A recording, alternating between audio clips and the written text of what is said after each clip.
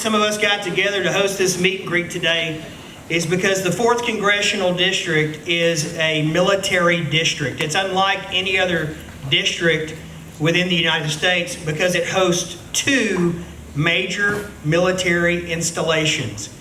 We all know about Barksdale Air Force Base, right?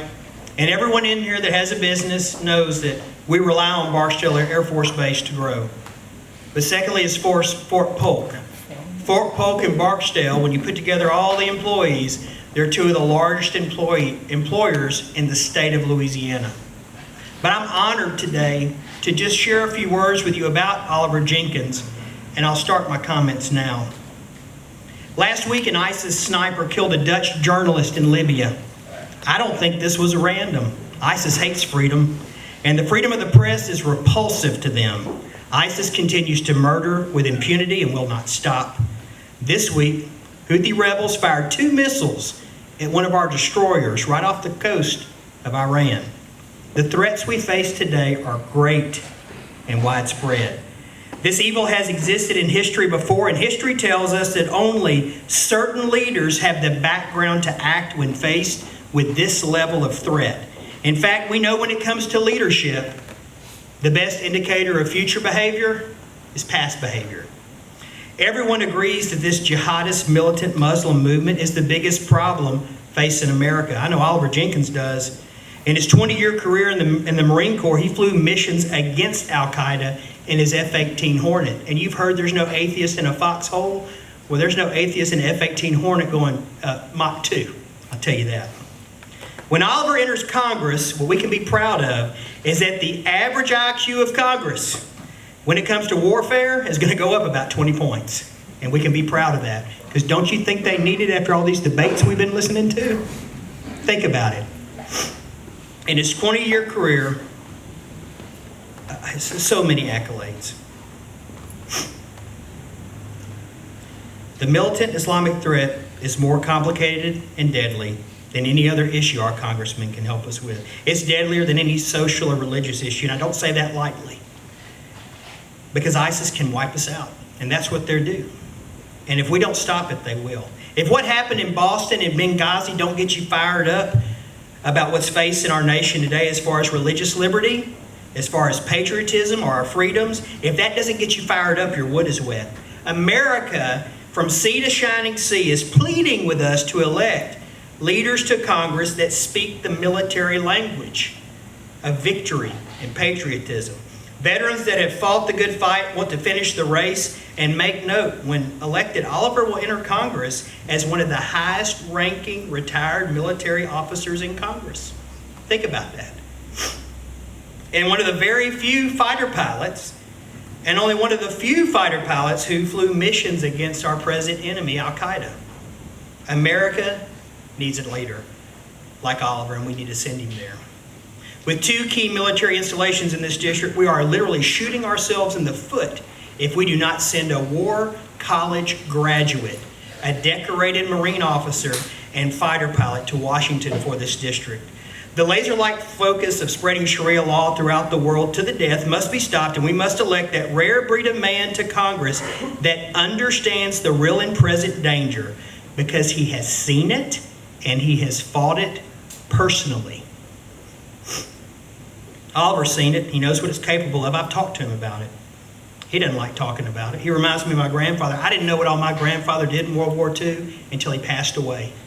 And his friends came to the funeral and started talking about all the things that Blackie Westbrook had done. And I said, wow, didn't know that. Didn't know how he got his Purple Heart. I didn't know that story about him. That's the kind of man that Oliver reminds me of. We must send people to Congress that speak the language of warfare, because that's the time we're living in. And we must send people to Congress that speak the language of warfare with authority. And with Oliver, you can send a man to Congress that speaks the language of warfare, and he speaks it with authority, and he speaks it in 2 languages. The guy speaks fluent French. Did you know that? Took me 3 meetings with him to get that out of him. He's born in Shreveport. He was raised by Christian parents. He attends St. Mark's Church. You might hear some rumors that he's not a Christian or he's not Christian enough. I'm tired of hearing that. Tired of hearing that about this man. He graduated from Southfield. He graduated from Dartmouth College, And he did what every Ivy League graduate does. He signed up for the Marine Corps. He became a fighter pilot. He flew F-18 Hornets for the Marine Corps. He was selected by his superiors to attend the War College in France. And if you're a veteran, you know how selective the War College is, much less the one in France. And he had to write all those papers in French with all those squiggly lines and backwards E's and stuff. It's amazing. While in the Corps, he married Ann Selber, who's here today. And, the Selbers are from right here in Shreveport. And my mama got her first job at Selber's wrapping presents in the basement. I think like 97 years ago. It was a long time ago. But the Selbers have been creating jobs in Shreveport for generations. He married Ann Selber. They started a family. He flew over 100 combat missions against the present enemy we face today. He landed in the desert, on aircraft carriers at sea, and he helped train special forces against the enemy. And he enjoyed working under this guy, you might have heard of him, named Admiral McRaven. Admiral McRaven gave this little speech at the University of Texas as an alumni, and they made him the chancellor. He said, y'all better stand up during the anthem. Admiral McRaven is one of the most decorated naval heroes of our time, and that was Oliver's boss. So I guess you'd say he came from a good chain of command. You don't have to worry about who he served under.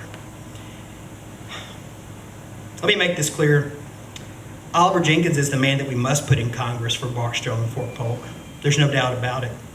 Our district is known throughout the world for its contributions to America's greatness in the military. There's no doubt about it. Think about Oliver's resume. I know I've told you a lot. What other candidate has top secret clearances? Think about that.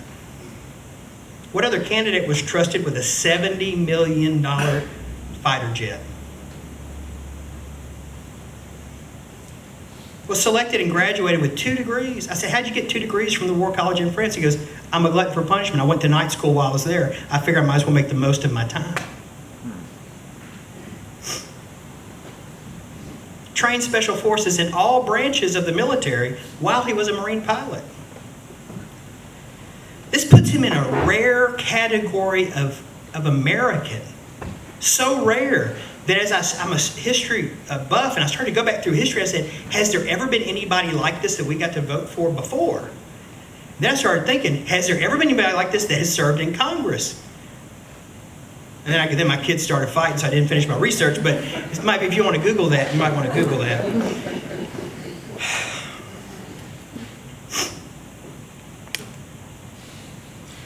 He's that rare breed of warrior who understands firsthand America's abilities and, more importantly, our limitations.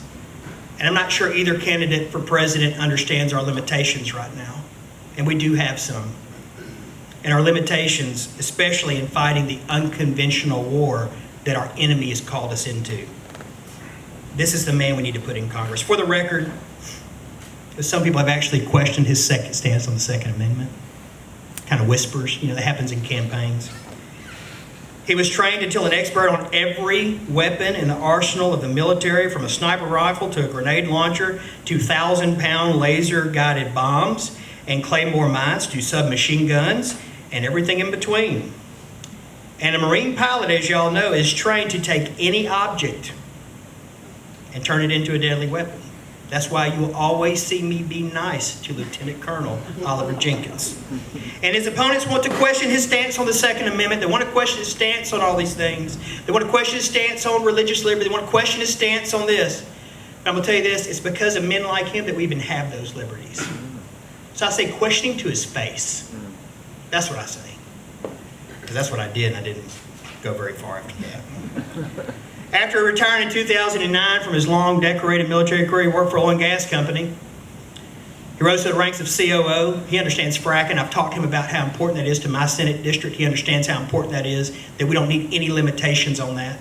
It's very important. Oliver Jenkins has been married to Ann for 18 years. They have 2 wonderful children, Arthur and Francis, 10 and 6. 5 generations of his family, 6 generations of hers have called Louisiana home, Northwest Louisiana home. Yesterday he said he was an immigrant, and I said, oh my goodness, I did not know that. He got immigrated from Mansfield. And I said, whew, that would have been a tough one to talk about. I could not, and he served on the city council in Shreveport. First day, they elected him chairman. Think about that. Shreveport City. I cannot stress to you enough the importance of having this man with his specific experience as our congressman. And it's been tough for me because I know everybody in the race. And y'all know me. It's tough. It's tough to step out like this. But make no mistake about it, he's the only candidate that will have the credibility in Congress before he has seniority. I'm going to say that again because this was put on my heart. Oliver's going to have credibility with his fellow congressmen before he has seniority. And everything in Congress is based on seniority. But when we elect this retired lieutenant colonel, who's an active duty fighter pilot, who has advanced degrees from the War College in France, who flew over 100 combat missions against the enemy, with an Ivy League intellect, meshed with Marine Corps Semper Fi attitude, they better just stand back when he gets there. His experience and wisdom are going to set him apart from everyone in his freshman class, because I've looked at him. And he will be a leader in Congress, and he will make us proud because he has always made his hometown proud. We need someone that speaks a military language, not just to keep Barksdale afloat, because Barksdale will always be here. We need someone that can advance the missions of Barksdale, like so many of our local leaders have tried to do. We need someone in Congress that will help them, that will answer the phone, and Oliver will. And let me tell you something, he campaigns nonstop. This is 15 parishes that he has to campaign in. Last Saturday, I said, what are you doing tomorrow? I need you to come to Lake Bistino. He said, I'm going to Leesville, but I'll be at Bistino. I said, how are you going to swing that? He walked in Leesville in the morning, was in Bistino in the afternoon, and then went to a wedding in Benton that night. And woke up the next day and did it all over again. He has endless energy and is working very hard for your vote. He has crisscrossed the district that stretches from Vivian to Kinder, from Farmerville to Keithville, from Fort Polk to Barksdale. He's one of the hardest campaigners I have ever seen. And I will tell you, it's inspiring to watch him work towards the goal of service. When folks hear Oliver's message, they change their mind. 45% of the electorate in this race is undecided. I was undecided until Doug Rogers asked me to go to lunch. And I said, who's buying? He said, I'll buy your lunch. I said, I will be there. And I didn't ask why, because that's how I am. And he said, I want you to meet my friend Oliver. And I said, hey, that's great. I know everybody in the race. I've heard your name. But what makes you think you're going to be on armed services? And he proceeded to tell me his resume. And I said, okay, you got me. I get it. I understand. So please reach out to your friends and tell them Oliver's story, maybe a few things that I've shared with you. Shreveport, Bossier City, Natchitoches, Minden, DeRidder, Houghton, Eunice, Oakdale, Ville Platte, Leesville, Spring Hill. Man, sounds like a country song, doesn't it? Mansfield, Stonewall, Benton, Old City, Vivian, and Cashad, and everywhere in between. I would not have known Oliver had Doug not introduced me. When I share these facts with Oliver that I've just shared with you all over the campaign trail, many folks say, you know, I've known Oliver my whole life. I didn't know that about him. Specifically, his friends say, he never told me that story about himself. So what I've learned is that he's a humble man. I'm going to leave you with this story just to let you know. A bunch of us were interviewing him because this is a big deal to a lot of us. This specific race at this specific time is very important. I've come to learn in my short time as a state senator that these races do matter a lot. And so we met with Oliver and we said, look, we got to get to know you better. Tell us your 9/11 story. He said, no, it's not that important. Don't worry about it. Don't worry about my 9/11 story. Just ask my wife. And I said, no, Oliver, you need to tell us because we need to be able to communicate with you. I know we're going to become fast friends. He said, okay, here's the deal. I got my F-18 Hornet, supposed to go to Japan. I got grounded. Everybody got grounded. So I'm in San Diego, at Miramar, I get grounded. 2 days later, I get orders to go to Afghanistan to deliver some presents in my F-18. I take off from San Diego. I think my radar is broken. So I call air traffic control, and I say, am I clear to 8,000? She says, sir, you are clear. I said, no, ma'am, I need a path to 8,000. She said, no, sir, you are clear. I said, look, my radar may be broken. I don't want to turn around. Am I clear to 8,000? She said, sir, you're the only plane in the western half of the United States of America. You can fly anywhere you want to fly. He said, Ryan, I flew over San Diego Airport. I was in Los Angeles, ghost town. He said, then I knew the world had changed forever.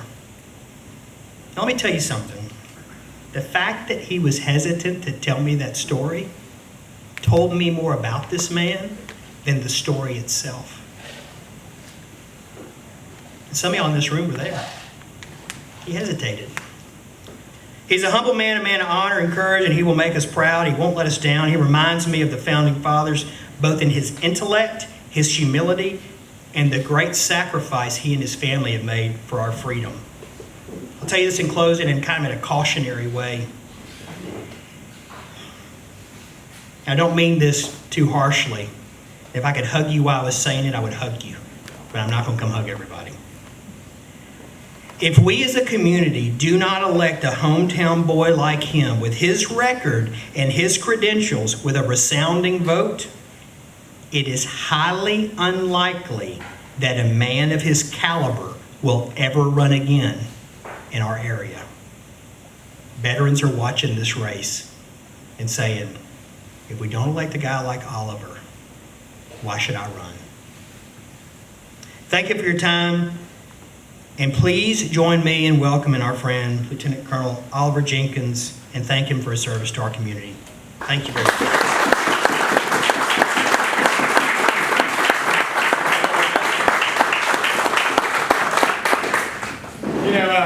That's not really a very good deal to follow something like that, particularly when it's about you, right? Notice how quick he got off the stage. He didn't want to be next to me up here. Brought it through. At any rate, listen, I appreciate everybody for coming, particularly the 12 of you that actually RSVP'd. So I appreciate that greatly.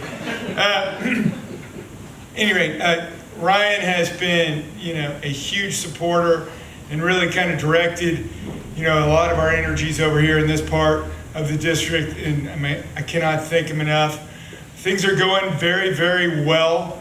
The veteran message, is resoundingly positive, as well as the oil and gas industry. I think if you get, 50 seconds with somebody to tell them 3 sentences, the veteran message and the oil and gas industry, I think hits home to a lot of people very, very quickly. Kind of cuts through the chaff in that regard. Tell you an interesting statistic that we didn't talk about. In the 70s, 80% of Congress were veterans. Today, that number is less than 20%. If that doesn't alarm you a little bit, or give you some reflection of where we are in society today. And then secondly, that 20%, large portion of those are Vietnam veterans. Not take away anything from their service, because true Americans, no doubt about it, but they are getting towards the latter stages of their career. We definitely need that veteran leadership in Washington, D.C. We talk about, and I'm probably not as inflammatory as he was about ISIS, but I will tell you our national security strategy is not very clear at best, frankly, and they're really not resourcing to a committed national strategy, and that's putting our folks in really harm's way in the Middle East today. I talked to a lot of general officers that were my peers, and their comment is, I've never seen the morale as low as it is today amongst the general officer leadership in Washington right now. They said, it's not that they don't feel people support them, they don't feel people understand them. They're having a really tough time communicating their needs, desires, interests, and really, understanding what the tasks they're actually being assigned to do and what type of exit strategy we're really pushing for when we work in these dangerous places. So it's a significant issue. I'm not going to stand up here in front of you and say that I can fix that today, but I certainly can stand up in front of you and say that I'll be additive to that conversation. And the second part of it is economics of this district. That is a huge issue. Yes, we weathered the 2008-2009 deal very, very well. Why? Haynesville shale oil and gas industry kept us, certainly elevated more than a lot of the rest of the country. The last 2 years have not been good. We have a lot of economic drivers, but unequivocally,